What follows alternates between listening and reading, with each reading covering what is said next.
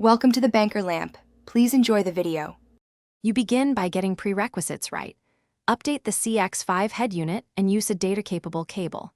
Plug the cable into the vehicle's USB port while the car is an accessory or on.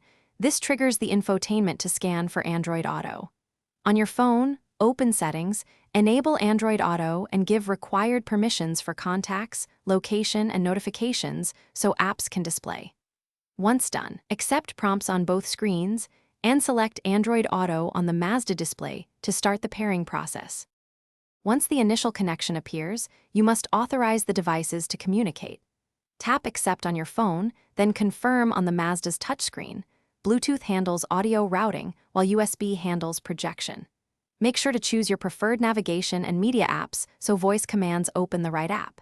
If you want fewer interruptions, tune notification and Do Not Disturb settings in the Android Auto app. These choices streamline control while driving. Making them now reduces distractions later. You're ready to use Android Auto while driving. Press the steering wheel voice button or say Hey Google to call up navigation, play music, or send messages hands-free. If you lose audio or projection, first swap the cable or reinsert it firmly, then restart the phone.